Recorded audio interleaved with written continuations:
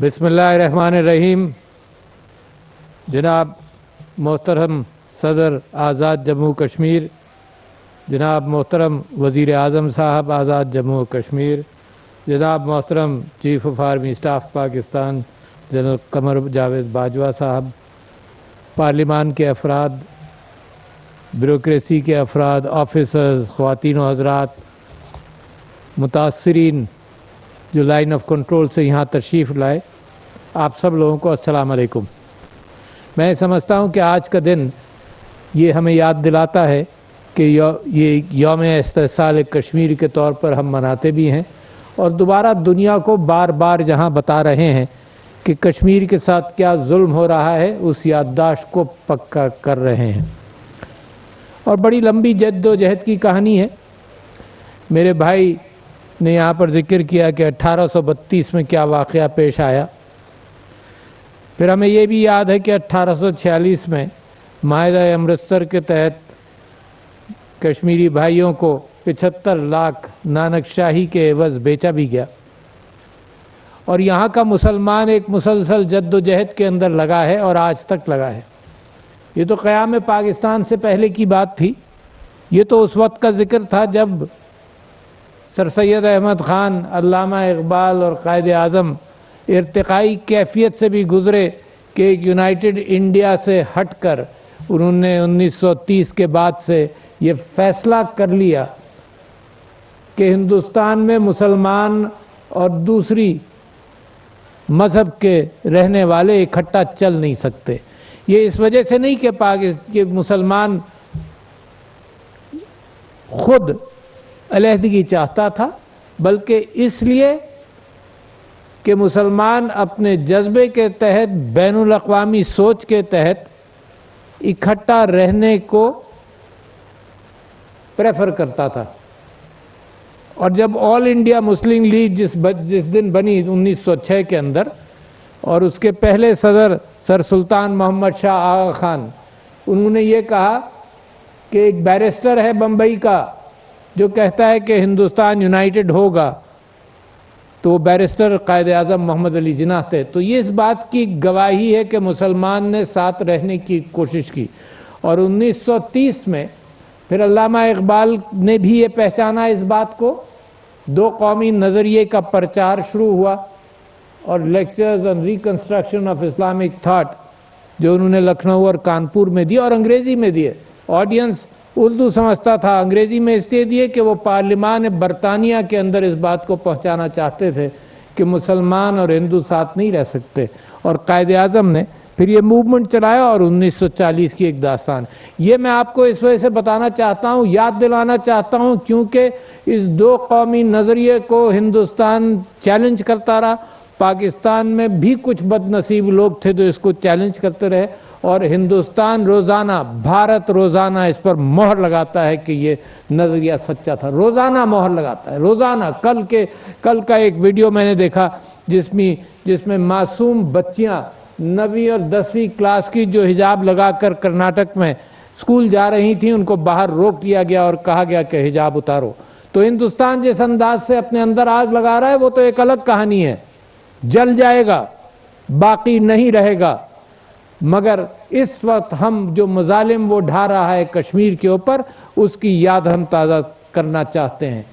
और ये कंक्रीट का मीनार, इसके अंदर उनके आंसू हैं सदियों से जो जुल्म के अंदर गुजरे हैं, उनका लहू है जिन्होंने लहू बहाया, उनके आंसू हैं जो यतीम हुए, उन बेवाओं के आंसू है जो जिनके शौहर शहीद हुए, उन माओं के आंसू हैं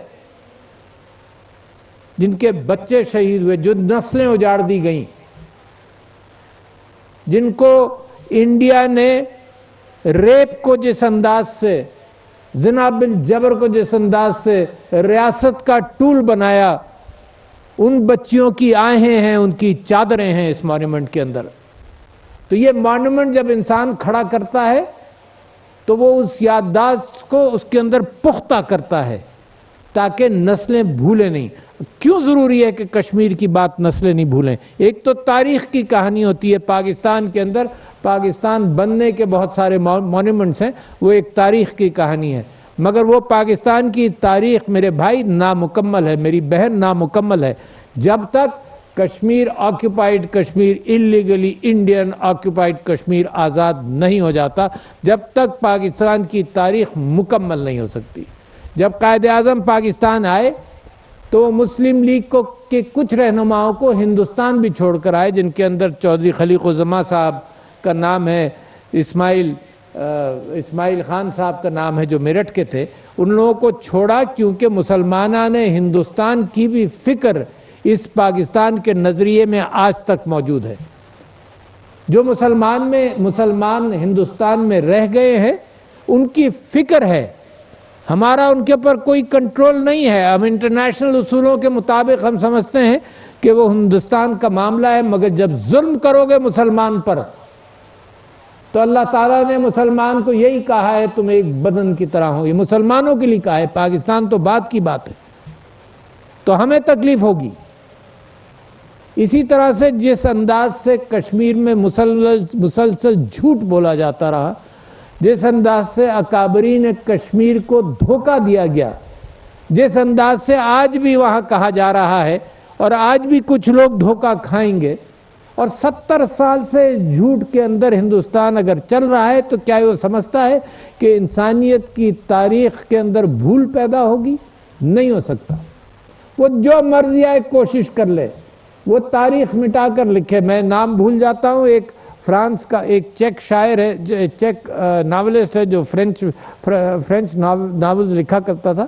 اس نے کہا کہ اگر کہیں کی تاریخ مسخ کرنا ہو یا مٹانا ہو تو لوگوں کی یادداشت کو کمزور کرو، تاریخ کی کتابیں پھاڑ دو، نئی تاریخ لکھنے کی کوشش کرو اور اس کا اہتمام کرو کہ لوگ بھول جائیں. تو جدوجہد کا بنیادی اصول ہے کہ اپنے آپ ہم بھولیں گے نہیں، ہم یاد رکھیں گے. ایک ایک واقعہ ہم معاف کر سکتے ہیں مگر ایک ایک واقعہ یاد رکھیں گے. اور جس انداز سے وہاں ظلم ہو رہا ہے جناب، پیلٹ گنز کا استعمال، میں نے جب شروع انہوں نے کیا تو میں نے ٹیلی ویژن پر بار بار کہا کہ میں ہندوستان کو چیلنج کرتا ہوں کہ اگر وہ سیکولر اپنے آپ کو کہتے ہیں یا انصاف کا کوئی ذرہ بھی ان کے اوپر باقی ہے، یہ پیلٹ گن ہندوستان میں کسی اور جگہ استعمال کر کے دیکھیں. ایک کشمیر میں استعمال کیا، لوگوں کو زخمی کیا، ہزاروں کو، لوگوں کو، بچوں کو نابینا کیا، سیدھا آنکھوں میں مارا.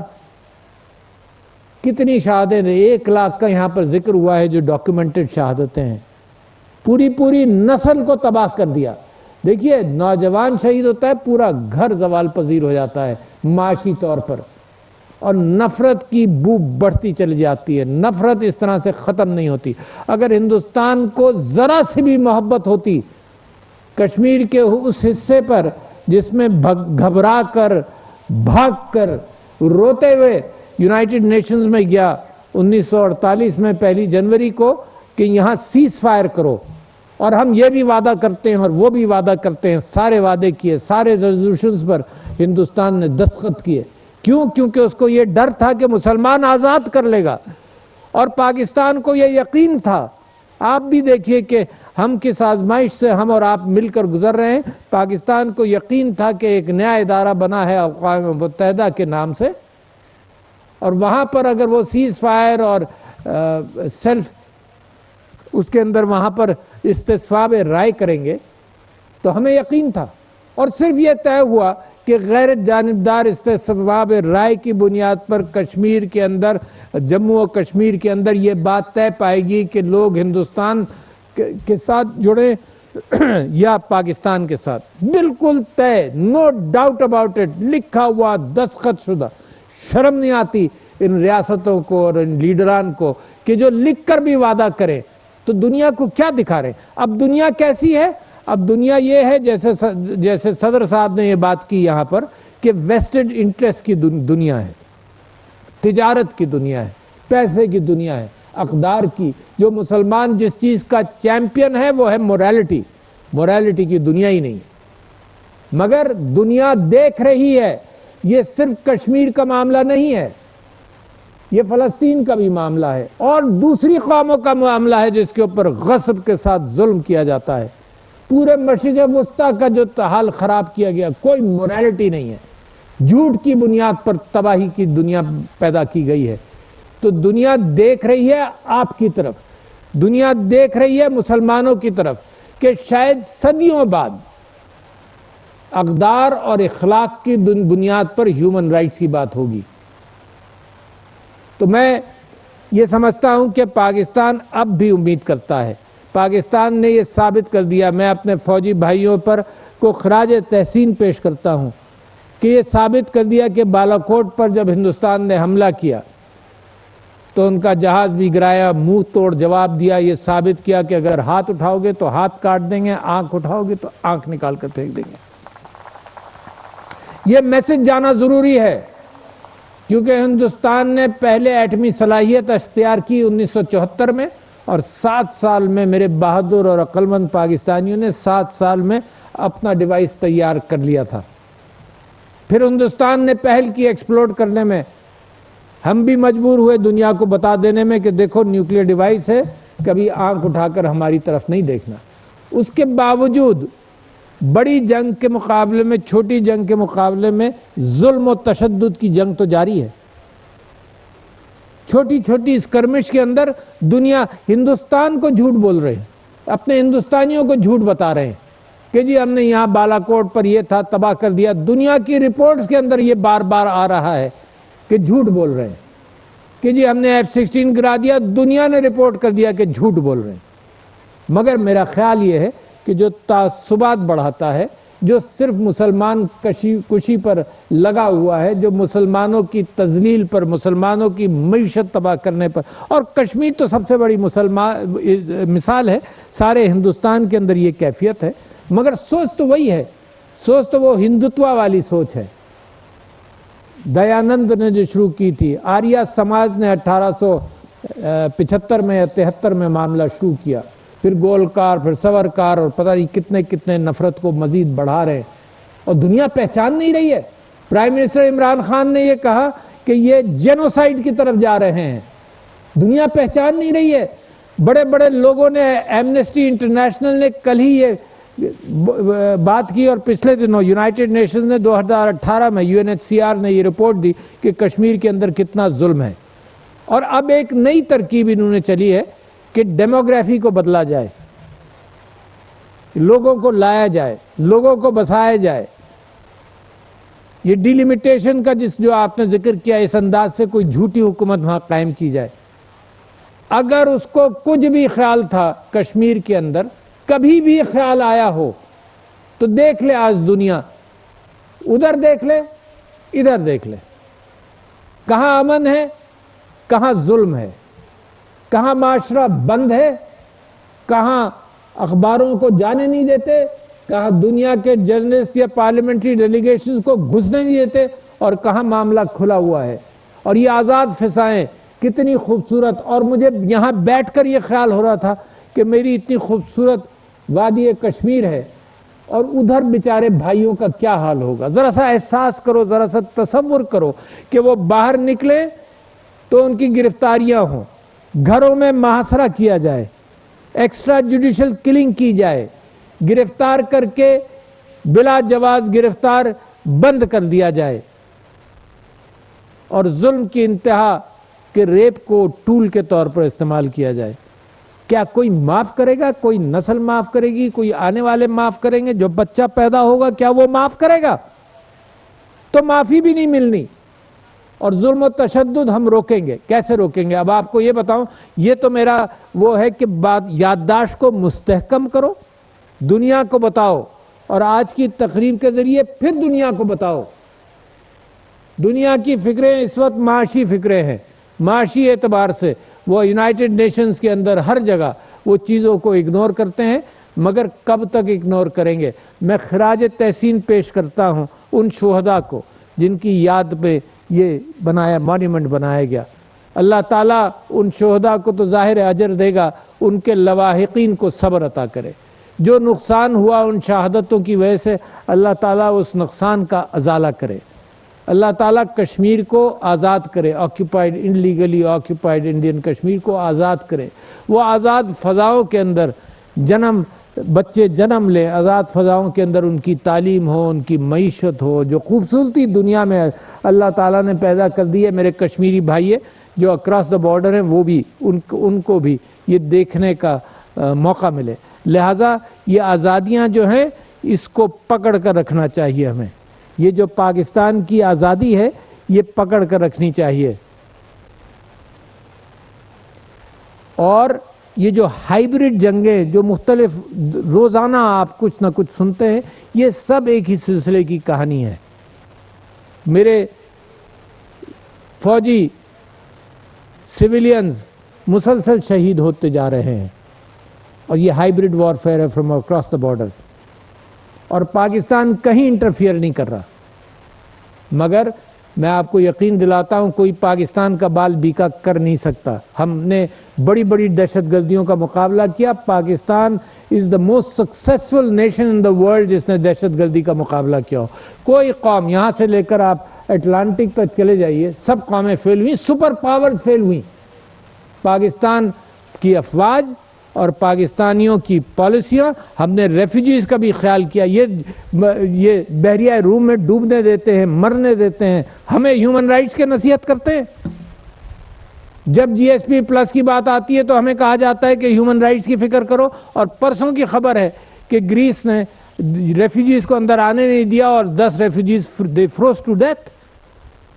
6 ارب یوروز خرچ ہوتے ہیں اس بات پر کہ ریفیوجیز یورپ میں نہ آئیں، مگر جن کے اوپر یہ خرچ کر رہے ہیں، جن رینیگیڈ فوجیوں کے اوپر میڈیٹرینین کے اندر، وہ ان کو پکڑتے ہیں، ان کو ظلم کرتے ہیں، ان کو ریپ کرتے ہیں، ان کو گرفتار کرتے ہیں، بچوں کو بیچتے ہیں۔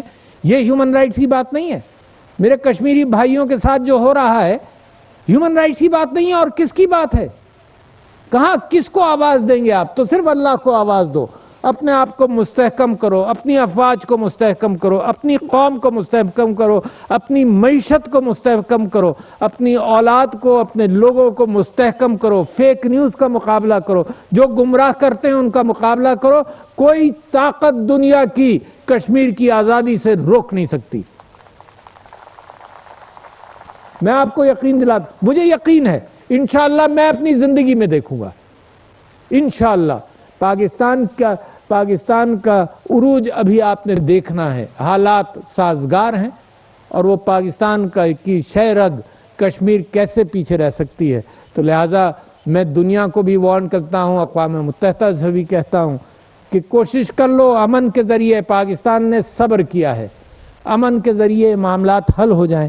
میں کل کا وعدہ نہیں کر سکتا کیونکہ ہندوستان اپنے آپ کو خود آگ لگا رہا ہے۔ اٹ از جیسے خوشونت سنگھ نے کتاب لکھی تھی 2006 کے اندر، دی اینڈ آف انڈیا۔ اچھا، اور اینڈ اس نے کہا کہ پاکستان تمہیں ختم نہیں کرے گا، تم اندر سے اپنے آپ کو آگ لگاؤ گے۔ وہ آگ بھی ہم ابھرتی دیکھ رہے ہیں۔